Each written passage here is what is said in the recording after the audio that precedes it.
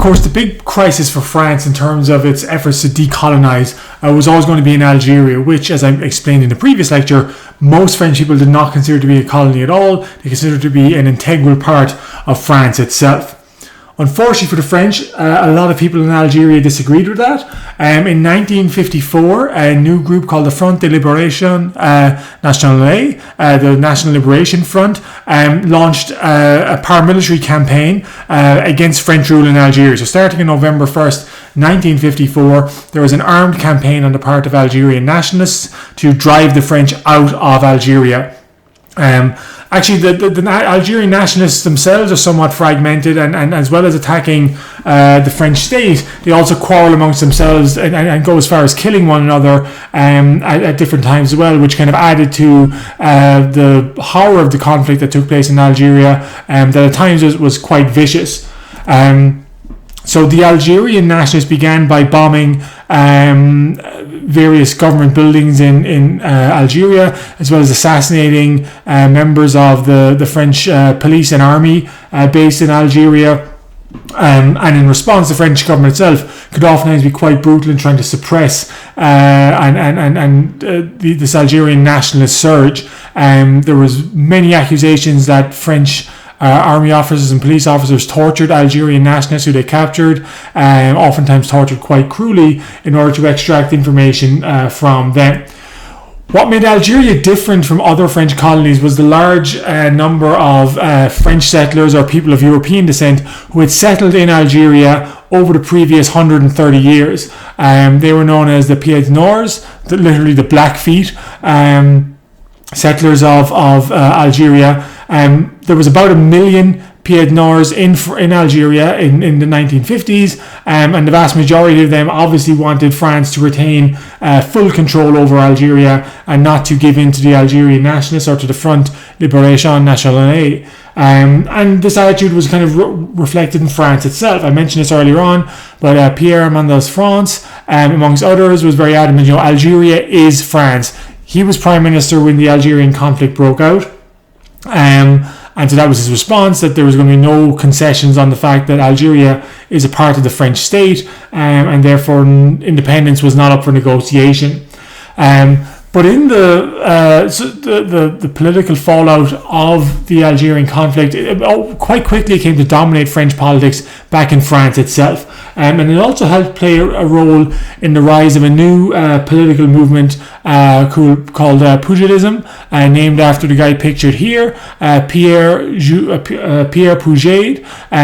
He was a French bookseller, I think, in working in the Massif Central, one of the kind of poorer parts of France. And starting in 1953, he had begun organizing a political movement. In some ways, was something akin to the Tea Party movement in the United States in around 2009-2010. It was very much against increasing government taxes. It was against what it accused of political elitism, not making decisions in the interest of ordinary French people, and it was also very much in favor of maintaining the French Empire. So Puget himself kind of was used pretty obvious anti-Semitic overtones in criticizing Pierre Mendès France for giving up Indochina, for surrendering Indochina, in his words. And this Pugilism movement became a reasonably significant force on the French political scene. Indeed, in 1956, a general election was called by Faure, the Prime Minister, and you just look here at the result. Essentially a fragmented variety of parties, all receiving a relatively small number of the vote. The French Communist Party remained the largest party with a quarter of the popular vote, but the Union and French Fraternity below the French Communist Party, that was the Pugetist Party. You can see that got substantial support, so almost 13% of the votes. It got 52 seats when experts were predicting that it would only receive maybe 5 or 6. So it dramatically outperformed its expectations, and was evidence that there was many people in France who were very discontented with the drift of French politics. Many deputies actually wanted Pierre Mendès France to return as Prime Minister, but he also had a lot of opponents in the National Assembly, and instead they plumbed for this guy, Guy Mollet, who was the leader of the Socialist Party, was picked as Prime Minister. He was able to put together a coalition. But Mollet was very interesting in terms of, as Prime Minister, traditionally, the Socialist Party, which he was leader of, was very sympathetic to Algerian nationalism, to decolonization, to granting greater rights to the French colonies. But Mollet basically decided that he was not going to support Algerian nationalism or offer them any kind of sympathy, and essentially was willing to give the army free rein in order to try and suppress the rebellion in Algeria. The French army, humiliated after its defeat at Dien Bien Phu and the loss of Vietnam, was very eager to kind of pull out all the stops, whatever it took, including brutality, including execution of people without trial, in order to keep Algeria part of France. So Mollet becomes Prime Minister in 1956. That is also a year when there was another crisis which strikes France. I'll give you guys a Jeopardy question, see if you guys recognize it. So, France, Israel, and the United Kingdom invaded this country in 1956, or invaded Egypt in 1956, after this man nationalized the Suez Canal. And the answer is, who is Gamal Abdel Nasser. So, 1956, Egypt essentially seized control of the Suez Canal, which had been a joint British and French interest for the previous century.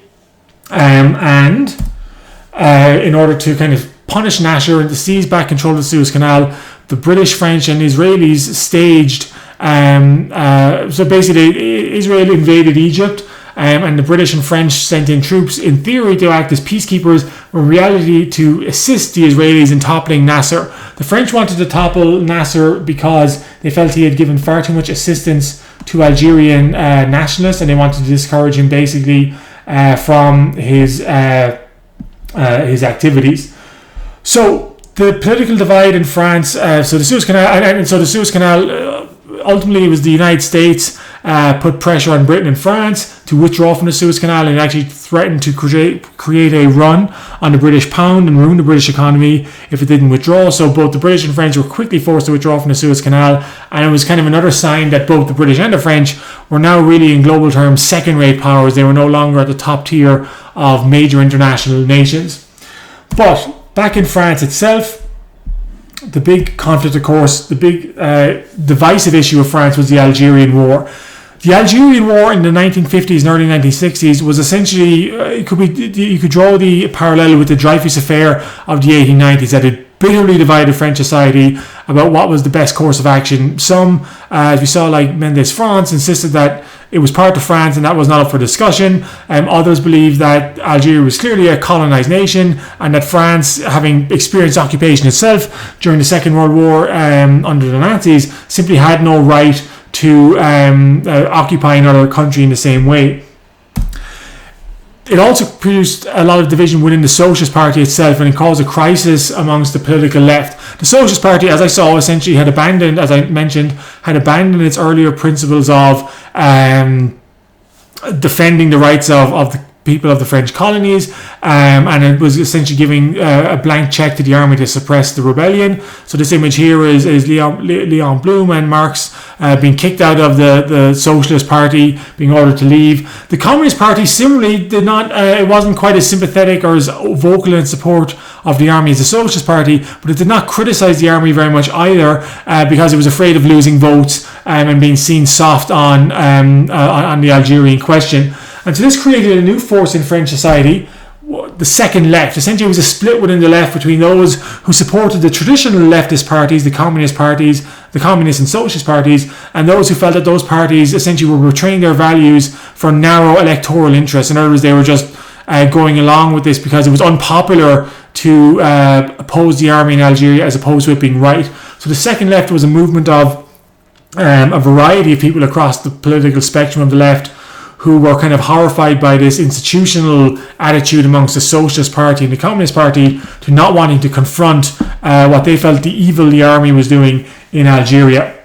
A new crisis emerged in France. So as the Algerian War became more intense, as the massacres grew, as the body count rose, as the violence on both sides was intensifying. The Prime Minister, Pierre Flumelin, in 1958 decides to, or he's appointed Prime Minister in 1958, and he makes the announcement that he is going to try and negotiate some kind of settlement with the Front Libération Nationale, the Algerian nationalists, to try and come to some kind of compromise with them.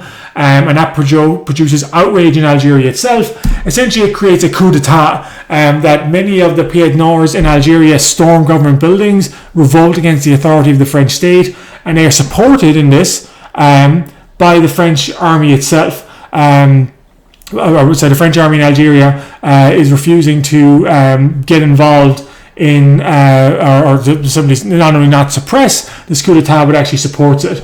And now France is in a real moment of crisis. It could be said it needs a hero, it needs someone to step in to try and resolve its issues. So a lot of people are looking for the government itself. The Fourth Republic seems to be almost leaderless, and the question is, who could step in and solve the crisis of the Fourth Republic? And the answer is Charles de Gaulle. So de Gaulle has essentially been in political retirement since 1946. And then the advantage of this, of course, is that he is not associated with any particular political party. He has always maintained that the systems of the Fourth Republic were too weak, they wouldn't work. And by 1958, with the coup in Algeria, it seems that he's been proved right. So essentially, there's a coalition of parliamentarians who agree that de Gaulle should be not only recalled, but actually offered dictatorial powers for a short period of time to try and restore order in France. De Gaulle indicates that he's willing to do this. There is some hesitancy in some different groups. Some people who support the Algerian Pied Noirs in retaining control of Algeria for France worry that he's never been openly vocal that he supported the maintenance of Algeria as a colony. Many on the left are suspicious that he could essentially be a new military dictator in the kind of style of Pétain. But nevertheless, authority is given to de Gaulle in May 1958. He's given 6 months to essentially run France as a dictatorship and also to create a new constitution for France. And this is what gives birth to the Fifth Republic. So this is our Fifth Republic in France, in our French history course. And de Gaulle essentially starts doing exactly that. The first thing he does is to fly to Algeria in 1958 and gives a speech in Algiers, the capital, and in a very masterful demonstration of political subtlety, comes before the large crowd of Pied Noirs and says, "I have understood you, I have understood you." Which generates wild applause. Of course, what he hasn't said is that "I fully agree with you." So "I understood you" is a good way of saying "I've heard what you're saying," and implying that you agree to people without actually openly committing yourself to agreeing to what they want. So he manages to simmer the crisis, or to settle the crisis in Algeria. He then returns to France and begins creating his new constitution. So, not surprisingly, de Gaulle insists that this new constitution has to have a strong presidency. The president is going to have very significant powers. He's going to be able to appoint the prime minister himself, first of all. He is going to be able to dissolve the National Assembly whenever he wants. And he's also going to be able to have the power to call referenda on any issue that he sees significant, as well as having executive authority. So the French president suddenly goes from being largely a ceremonial office to suddenly a very, very powerful aspect of the union of the French government, a very powerful centre of it. Really, no other Western nation, apart from the United States, has as much power invested in its executive authority. And you might even argue that because the president has the power to dissolve the National Assembly whenever he wants, that the French president has more power than the American president himself. Initially, the president was to be elected by an electoral college of about 70,000 various local officials. And de Gaulle puts his new constitution to a vote. The National Assembly will still be elected by popular vote. The Senate will still be chosen indirectly by municipal councils. But the big change of the constitution is that the office of the presidency has now become much more significant. The vote is put to the French people, and you can see here it wins a large support. Almost 80% of people support it, even though people like Pierre Mendès France and many Fourth Republican politicians oppose it. And then de Gaulle creates a new political party, the Union for the Union for the New Republic, and this becomes the basis of his new political movement. And of course, he himself is to become the first president for 7 years of this new office of the presidency.